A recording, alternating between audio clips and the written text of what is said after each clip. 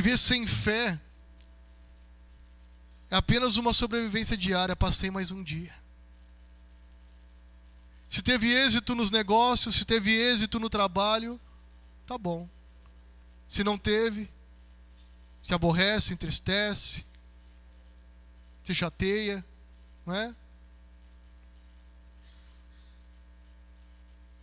É tão pequeno, é tão limitado um viver apenas naquilo que é aparente, naquilo que os olhos estão alcançando.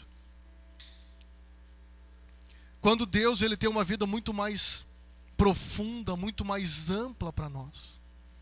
Quando Deus tem uma vida muito mais abundante para nós. O Senhor Jesus ele vem nos trazer vida e a vida em abundância. E eu pergunto, você tem vivido uma vida abundante? Ah, bispo, a minha vida só é abundante quando eu estou com dinheiro no bolso. Quando está tudo bem, as contas estão pagas. Aí, uau, eu estou bem.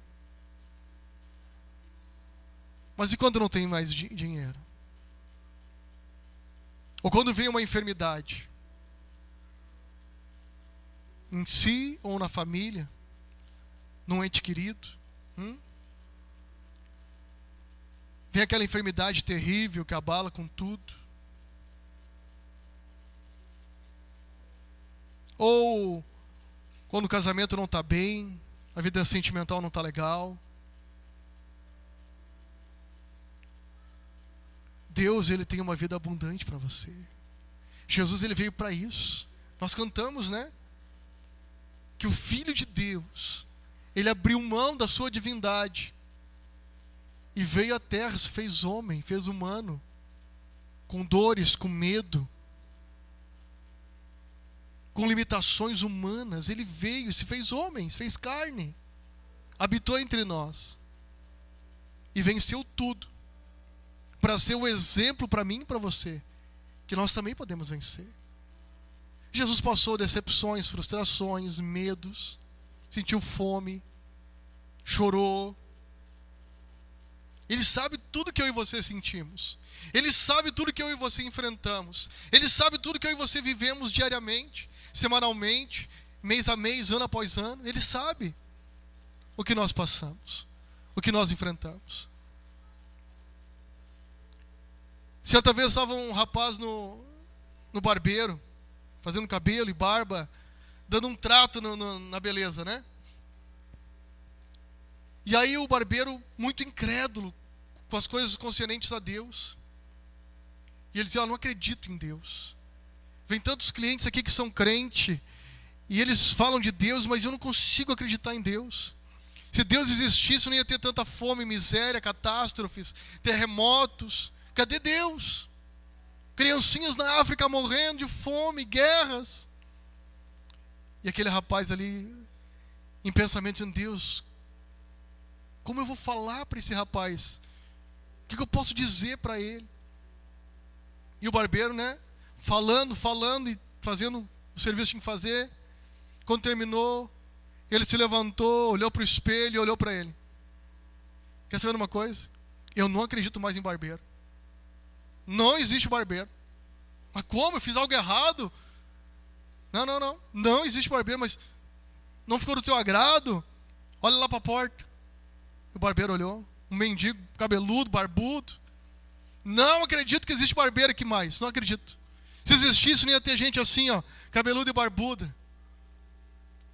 Aí o barbeiro, mas eu já disse para ele inúmeras vezes, é só ele vir aqui que eu corto o cabelo e faço a barba dele. Aí ele se virou para ele, assim é Deus. Deus não invade as escolhas e as decisões de ninguém. Sabe por que existe tudo isso que você me relatou? Porque as pessoas não vão para Deus. As pessoas não vêm até Deus. Por isso que está acontecendo o que tem acontecido. Se as pessoas vierem a Deus, Deus vai transformar o caos interior. As pessoas querem restauração conjugal, que restaure o casamento. Se Deus restaurar o casamento, a própria pessoa vai estragar tudo de novo. Porque é muito brava, irada, guarda mágoa, ressentimento. Qualquer coisinha puxa coisa lá do passado de novo.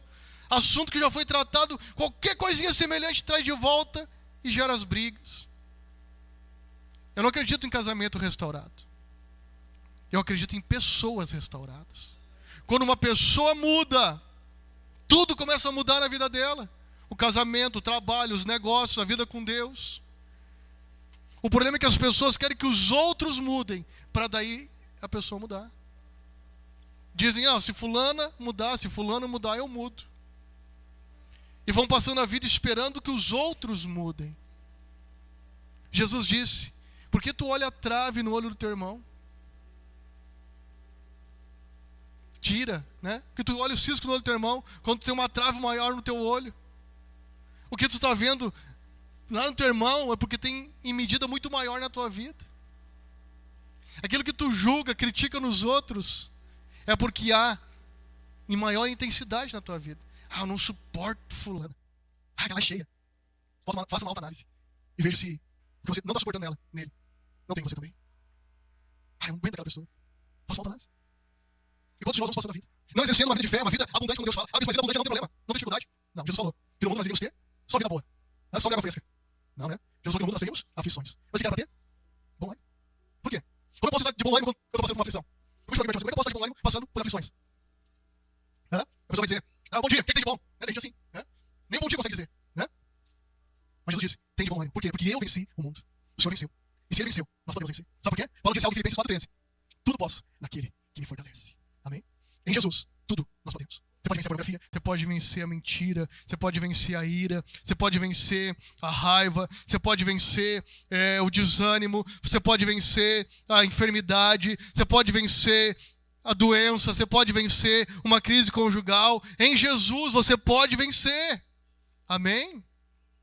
Agora, se você estiver fora de Jesus, você não vai conseguir vencer. Sinto muito. Você vai até um limite. Sem Jesus, você vai até um limite. Da tua inteligência, da tua capacidade, da tua habilidade. Porque você é uma pessoa inteligente. Você é uma pessoa habilidosa. Você vai até um limite. Você vai. Mas o romper o limite, só com Jesus nós podemos. A prova é que senão você não estaria aqui. Você reconheceu que para passar o limite, só com Jesus. A maioria de vocês já experimentaram isso. Já vivenciaram isso. Viram Jesus te levando do outro lado. Desse problema, dessa crise, ou de inúmeras que você já viveu. Você até já encorajou muitas pessoas a buscar Jesus. Porque você venceu nessa área, naquela outra área. Mas hoje eu quero falar para pessoas que estão enfrentando barreiras. Estão vivendo barreiras. E essas barreiras estão impedindo você de chegar do outro lado. Do lado da vitória, do lado da bênção. Do lado da conquista. Do lado onde você precisa chegar. Nós passamos por barreiras. Surgem barreiras na nossa vida. Mas a fé, ela é uma força poderosa que pode mover montanhas e transformar vidas. Ela nos capacita a ver além das circunstâncias presentes diante de nós. E nos leva a confiar no poder e na fidelidade de Deus. É a fé. O escritor dos Hebreus falou no versículo 6, né? Hebreus 11:6. Ora, sem fé é impossível agradar a Deus. Por quê? Porque é necessário que aquele que se aproxima de Deus creia que Ele existe e que se torna recompensador daqueles que o buscam. Olha que coisa linda. Não tem como eu me achegar a Deus. Como é que eu me achego a Deus? Orando. E não tem como eu orar sem fé. A gente pode orar sem fé. Tem até uma fotinho, né? Indo para oração um gatinho. Voltando da oração um leão. Né?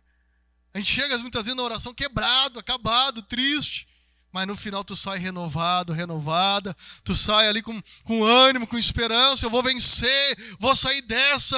Deus está comigo. Não importa como tu chega na oração, importa como tu sai da oração. Amém? Você tem que sair da oração diferente, transformado. Ninguém que chegou até Jesus saiu igual. Ninguém. Teve 10 leprosos que chegaram de longe. Senhor, se quiser pode nos limpar. Jesus, eu quero.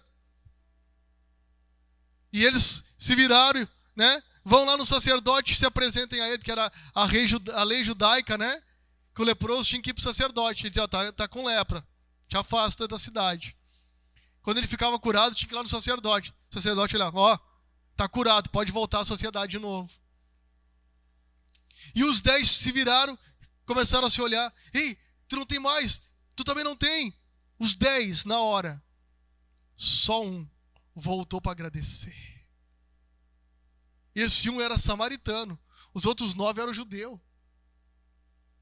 Judeu e samaritano não se dão. E só esse um voltou para agradecer a Jesus. E Jesus perguntou, mas não eram 10?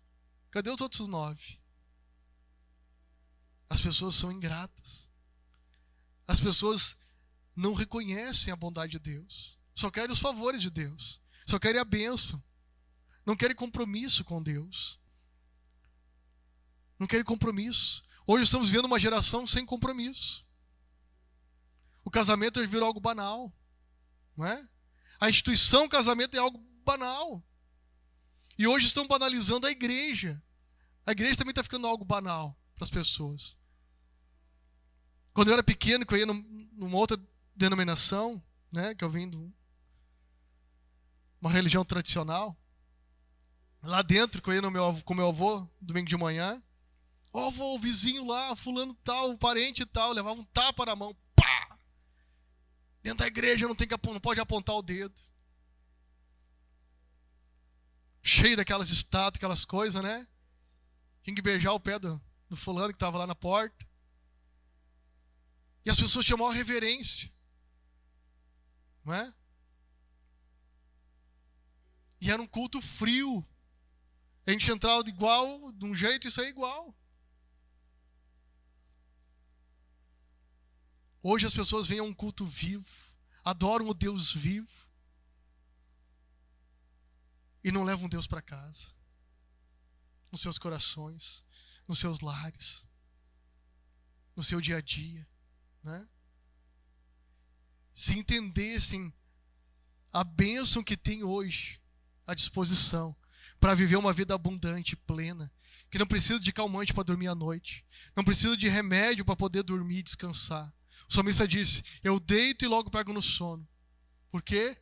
Porque o Senhor cuida de mim. Às vezes a Bíblia fala, a gente ora junto, gosta de orar, né? Junto, na hora de dormir. Aquela oração rápida, né? Na hora de dormir não é fazer aquela oração pela Ásia, China, Indonésia, né? Não. É oração de agradecer. Aquela oração que você faz fechando as janelas, as portas, sabe? Que você faz todo dia, né? E agradece. E aí eu digo amém. E a pessoa, amor, o quê? Tu já tá dormindo? Não tô dormindo ainda. Sim, tu já tá roncando. Como é que tu consegue? Tu tem 30 segundos. Às vezes eu digo, tu tem 5 minutos. Por quê? Tu não tem nenhum problema, bispo. O Walter disse antes, né? Nós conversando ali. O bispo é o único que não tem problema. Né? Nenhumzinho. Mas por que pessoas não conseguem dormir? Rola de um lado para o outro. E, aquela agonia, aquela angústia. Porque levam os problemas junto lá para a cama. Em vez de colocar para o Senhor. Passar a noite em claro não vai resolver o problema. Ficar roendo as unhas, agoniado, angustiado, também não vai resolver. Você tem que aprender a descansar em Deus. E saber que no outro dia, Deus vai te dar uma estratégia, uma saída, vai abrir uma porta, né? Deus vai agir. Amém? O pastor estava falando aqui na quarta, né? Sobre o sono. Não, na sexta-feira no culto de jovens aqui, foi isso? Sobre o sono, né? Que o sono chega no 5º estágio. Eu nem sabia disso. Para mim é um estágio só, né? Fecha o olho e já era, né? Que no quinto estágio, que é o sono profundo, é onde o cérebro apaga as lembranças desnecessárias e guarda aquelas lembranças que são fundamentais. Você já viu aquele filme Divertidamente? Lembrei do filmezinho, né? Que quando nós dormimos, o próprio cérebro vai descartar aquilo que não serve, não precisa. Se você vai dormir e não descansa em Deus, você não consegue chegar nesse estágio. O cérebro não consegue tirar aquilo que é tóxico, aquilo que é prejudicial para a tua alma, para você.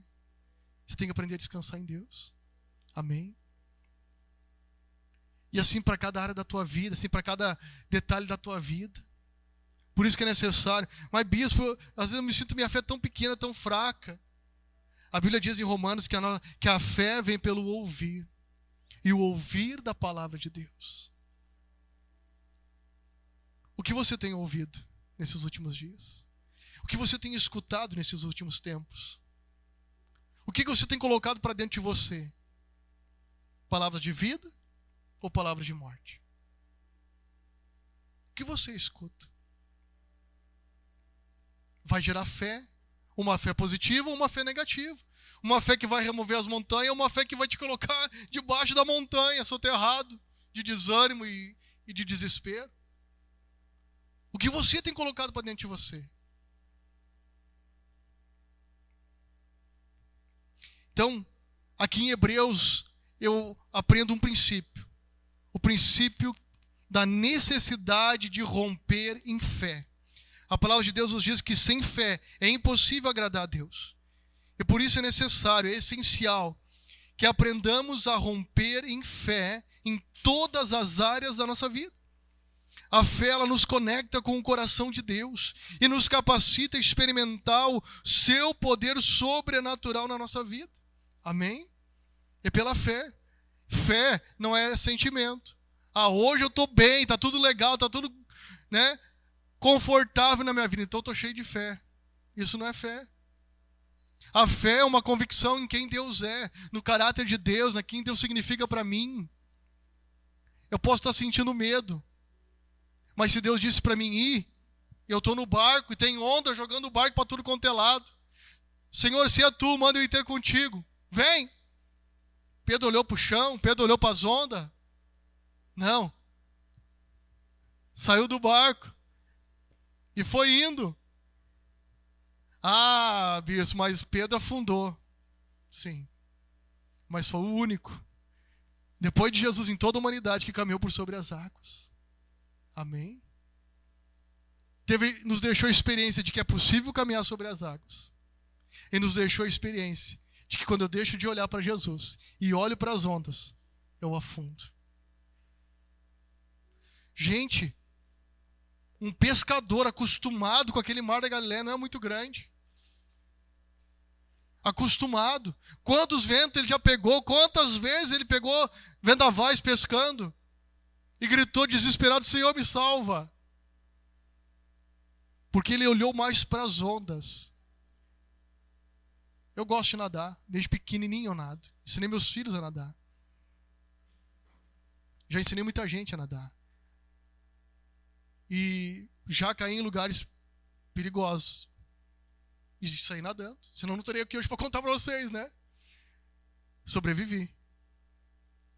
E eu fico um pescador acostumado. E eu saí na braceada. Mas Pedro gritou desesperado. Quando você deixa de olhar para Jesus, você perde a noção. Você tem condições de vencer, você tem habilidade para vencer, você tem condições de sair desse buraco, mas não sai, porque você olhou mais para o tamanho do obstáculo, para o tamanho do problema, e deixou de olhar para ele. Mas ainda assim, o Senhor está ali para te ajudar e te tirar daquela condição, te tirar daquela situação. Clame por ele. Pedro também deixou essa lição para nós. Ele clamou por Jesus. E sabe o que aconteceu? Eu não sei quantos metros eles caminharam. O barco não ficou parado, o barco continuou andando. Certo? O barco não estava ancorado. Eles estavam navegando.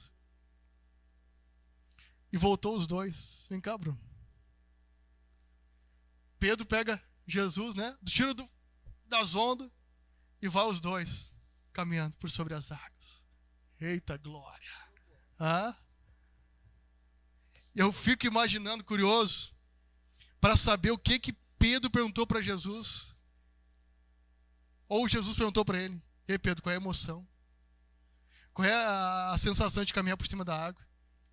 Tu já viu isso antes, Pedro? Quantos peixes tu já pegou aqui, Pedro, nesse mar? Né? Hein, Pedro?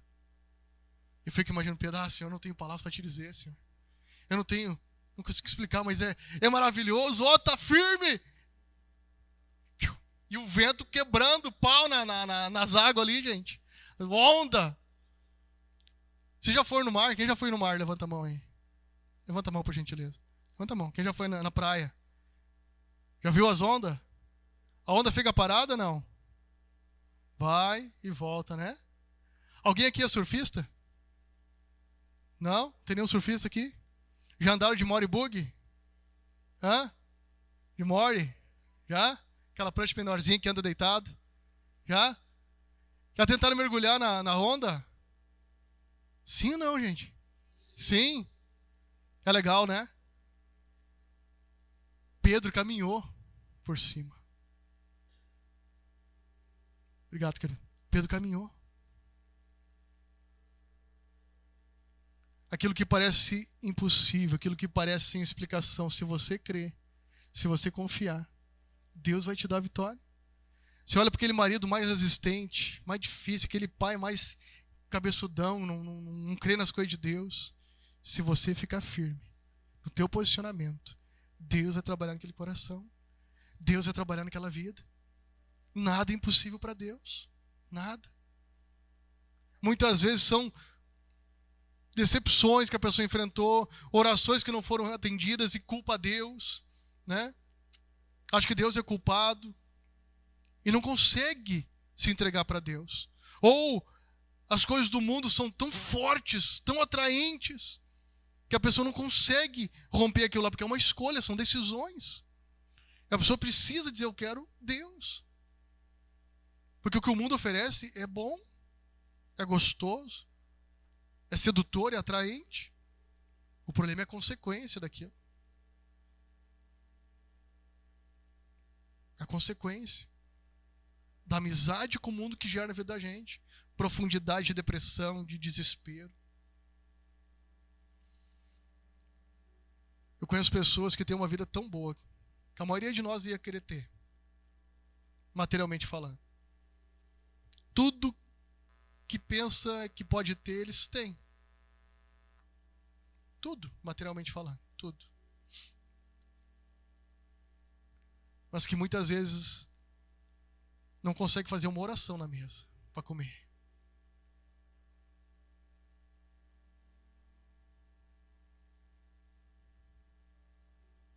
Sabe? E se perguntar, se morresse hoje, para onde iriam? Se eles tinham certeza de que está tudo jóia para partir. Muitas dessas pessoas têm medo. Porque não sabem para onde vão. Não sabem.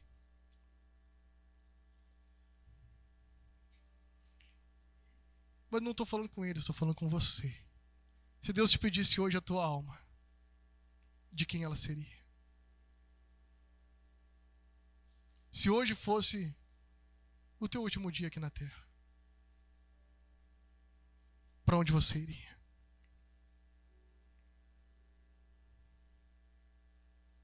Aonde você passaria a eternidade a partir de hoje?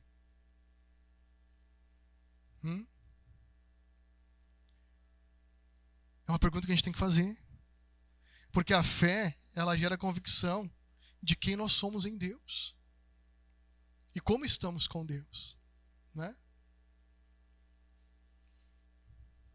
Como está o nosso relacionamento com Ele?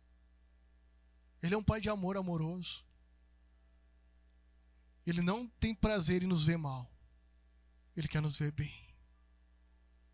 Mas Ele quer relacionamento com a gente. Então, primeira necessidade para a gente romper em fé é reconhecer que a gente precisa romper, sair do desânimo, sair da incredulidade. Como que a gente faz isso? Lá em Lucas, no capítulo 18, no versículo 1 até o 8, nos conta a parábola do juiz iníquo, que Jesus ensinou sobre a persistência na oração e na fé, que tinha uma viúva que ia até Jesus, até o juiz, e pedia para ele, como é que está a minha causa, a minha situação, e chegou ao ponto que o juiz não queria nem atender ela mais, mas porque ela não desistia, o juiz disse, eu vou dar a causa para essa mulher, porque eu não aguento mais ver ela aqui.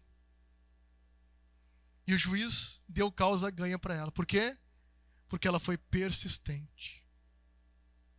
Ela não deixou de orar.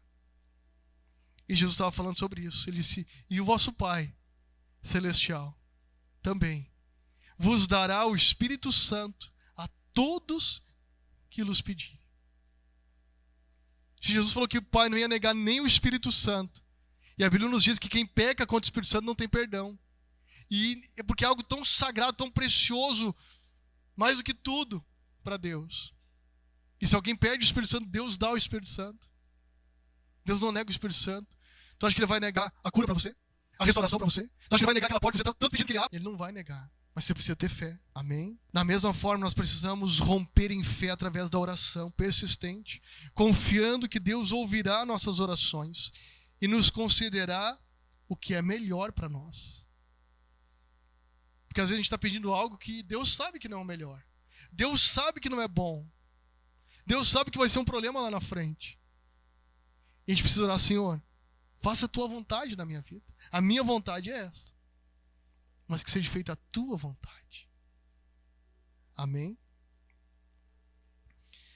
Nós precisamos romper em fé apesar das circunstâncias. Em Mateus capítulo 14, versículo 22 e 33, né? Conta essa história que eu falei para vocês de Pedro andando sobre as águas. Mostra como nós podemos romper em fé, mesmo quando enfrentamos tempestades e adversidades. Pedro ele começou a afundar porque ele tirou os olhos de Jesus e focou nas circunstâncias ao seu redor. Mas, no entanto, Jesus o resgatou quando ele clamou por socorro. Nós precisamos também romper em fé na promessa de Deus. Em Romanos capítulo 4, versículo 20 e 21, o apóstolo Paulo deu o exemplo de Abraão,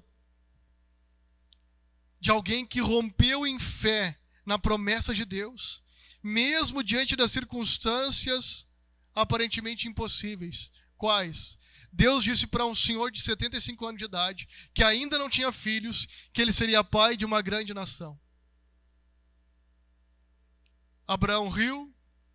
Duvidou? Não. Abraão creu. Abraão creu, gente. Aos 75 anos de idade, ele recebeu uma promessa de Deus. E ele creu. Levou 24 anos até cumprir a promessa, quando nasceu Isaac. Com 99 anos. Imagina. Por que ele é considerado o pai da fé? Porque ele creu. Ele teve uma atitude de fé. Ele não duvidou. Eu peguei alguns exemplos de homens e mulheres na Bíblia que romperam em fé. Começando já lá em Abel. Abel ele rompeu em fé ao oferecer um sacrifício aceitável a Deus, mesmo que os colocasse em desvantagem a relação dele com seu irmão. Ele rompeu, ele tem uma atitude de fé. Em Hebreus 11:4, diz assim, pela fé, Abel ofereceu a Deus maior sacrifício do que Caim, pelo qual alcançou testemunho de que era justo, dando Deus testemunho dos seus dons, e pela fé, depois de morto, ainda fala. Abel foi o primeiro. Outro homem que rompeu em fé foi Enoque. Enoque, ele rompeu em fé ao andar com Deus.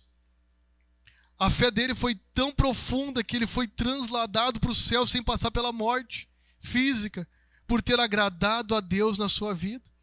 O versículo 5 diz, pela fé Enoque foi transladado para não ver a morte, e não foi achado, porque Deus o transladara, visto como antes da sua transladação alcançou o testemunho de que agradara a Deus. Olha que coisa linda. Enoque não curou um enfermo, Enoque não deixou nenhuma pregação para a humanidade, Enoque não ficou nada registrado. A única coisa, que ele andou com Deus e que Deus se agradou dele. Olha que coisa tremenda. O pastor Fernando abriu esse culto falando sobre nos colocar no lugar de Deus, se iríamos receber o louvor que estaríamos para prestar, para oferecer.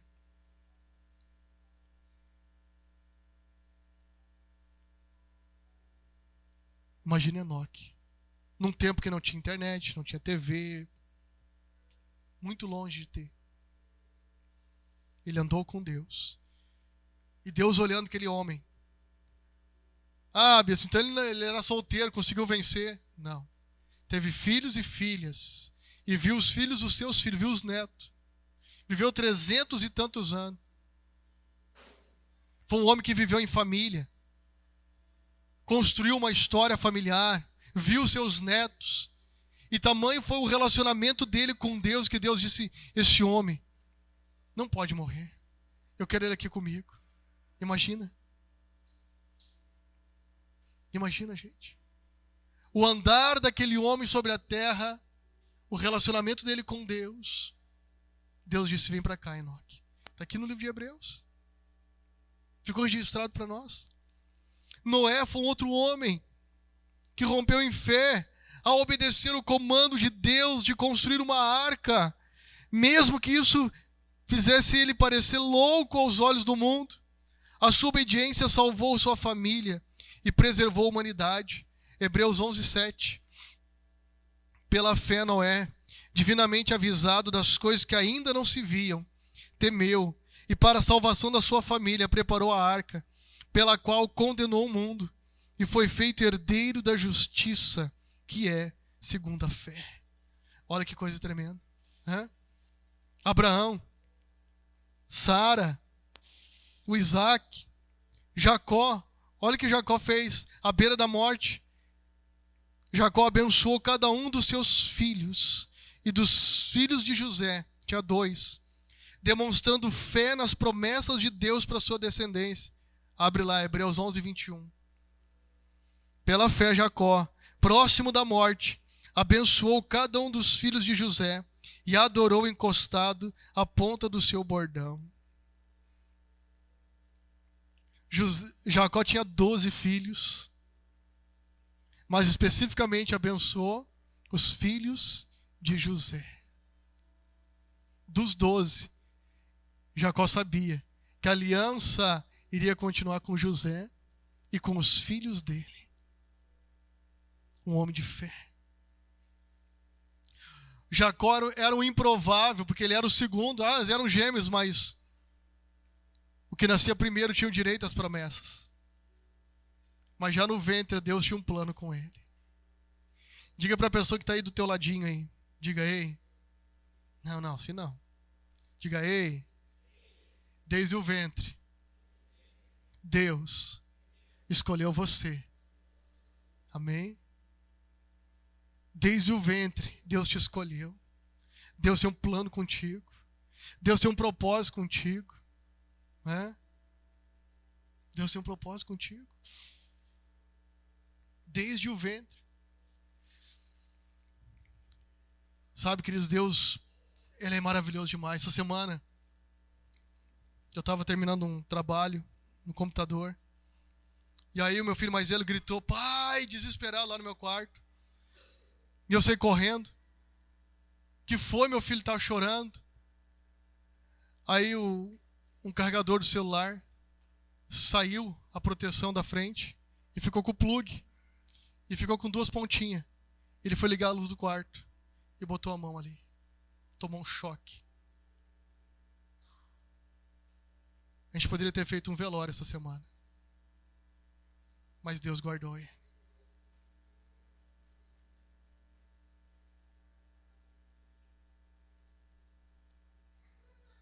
Deus tem plano com seus filhos. Eu sei o plano que Ele tem com os meus. Eu sei o propósito que Ele tem com os meus. O Espírito Santo tem me falado desde hoje à tarde sobre isso, sobre romper em fé. E manda te dizer que desde o ventre Ele te escolheu. Tem pessoas aqui que já passaram por assalto e era para ter morrido, por acidente automobilístico era para ter morrido, doença que parecia que não tinha cura, Deus curou. Não era mais para estar aqui. Mas sabe por que você está aqui? Porque Ele tem um propósito contigo. Deus tem um plano com a tua vida. Deus tem algo com você. E esse momento que tu está passando não é o fim. É Deus afinando você, Deus polindo você, Deus lapidando você, Deus te preparando para algo extraordinário que Ele tem lá na frente. Deus nos prepara, queridos, no esmagar, é no prensar da azeitona, para extrair o melhor da gente. É no prensar da uva, para extrair o melhor. Semana eu estava ouvindo a pastora Viviane Martinello, e ela disse assim, que ela viu uma pessoa que Deus estava usando uma graça muito grande, um ministério, né, muito grande, Deus estava usando ela de uma forma tremenda. Ela chegou assim e disse: essa graça que tu está, essa unção que tu está vivendo hoje, esse tempo maravilhoso em Deus que tu está vivendo hoje, Deus te esmagou primeiro, né? E essa pessoa disse para ela: sim. Para chegar onde Deus quer, primeiro Ele vai te extrair o melhor de você. Primeiro Ele vai te prensar. Ele vai te apertar. Sabe por quê? Porque Ele não divide a glória dEle com ninguém. A glória é dEle e é para Ele. Não é a tua habilidade, não é a tua influência, não é o teu círculo de amizades, não. É Deus na tua vida. E quando vir, eu quero te dizer, porque vai vir esse tempo de ouro extraordinário de Deus para você. Deus não quer que você esteja ensoberbecido, mas que você continue com o coração humilde de servo e saber que a glória é dele. Vai chegar um tempo precioso na tua vida, mas saiba que tudo vem dele. Nunca esquecer de onde Deus te tirou. Nunca esquecer o que Deus fez na tua vida. Que se não fosse Deus, onde você estaria hoje? Se não fosse Deus, aonde você estaria? Faça essa pergunta para quem está perto de você. Se não fosse Deus, onde você estaria? Se não fosse Ele. Não quero nem pensar, né? Mas é bom pensar assim. Se não fosse Deus, né? José foi um outro exemplo. Moisés, Raabe. Ela foi uma prostituta, gente, pagã. Não acreditava em nenhum Deus e ao mesmo tempo acreditava em todos. Mas ela demonstrou fé ao acolher os espiões de Israel. Ela foi salva lá em Jericó, porque ela morava em Jericó. E ela veio para o rol dos heróis da fé. Hebreus 11:31. Pela fé, Raabe, a meretriz, não pereceu com os incrédulos, acolhendo em paz os espias de Israel. A Bíblia não fez menção de esconder que ela era meretriz, prostituta, mulher da vida. Mas não importa quem ela foi, o que importa é quem ela se tornou. Não importa o teu passado, não importa quem tu foi, o que tu fez. O que importa é o que você vai fazer a partir de hoje. Quem você quer ser, quem você quer se tornar. Porque passado todo mundo tem. História que não se orgulha, todo mundo tem. E não dá para mudar o passado. Não dá para mudar quem a gente foi, aquilo que a gente fez. Não dá para mudar. Mas podemos escrever um novo amanhã. Podemos escrever uma nova história. Amém? Se você quer escrever uma nova história, olhe bem nos olhos da pessoa que está perto de você e diga: eu vou escrever uma nova história. E diga para essa pessoa: e eu conto contigo para me ajudar. Amém? Sozinho a gente não consegue, nós precisamos uns dos outros para a gente escrever uma nova história. Por isso os casais, não vale a pena ficar perdendo tempo brigado ou brigando. Não vale a pena. O tempo é a moeda mais cara desse mundo. O tempo que a gente perde não volta mais. O tempo que passa não volta mais. Não volta mais. Não tem como recuperar o tempo perdido, né? Não tem como recuperar ele. Ficar brigado com o irmão, com a irmã, magoado, aborrecido, não volta mais, gente. Tem gente que daria tudo, todo o patrimônio, bilhões, trilhões, para voltar 20, 30 anos na vida, se pudesse comprar a juventude de novo. Mas não pode. Não tem como comprar tempo. Não dá. Né? Quantos aqui queriam poder voltar com a cabeça que tem hoje, a maturidade de hoje? Voltar 5, 10 anos atrás na vida. Quem gostaria? Todo mundo, né? E agir diferente, ter atitude diferente. Seja no casamento, seja nos negócios, seja consigo próprio. Não é? Mas não dá para voltar lá atrás. Iria responder diferente, iria agir diferente. Quem sabe iria sorrir mais, perdoar mais, amar mais. Né? Por que tantas pessoas sofrem de câncer? Porque ficam guardando coisas, sentimentos, vão engolindo, vão guardando. Por que pessoas entram em depressão? Porque vão guardando, vão guardando.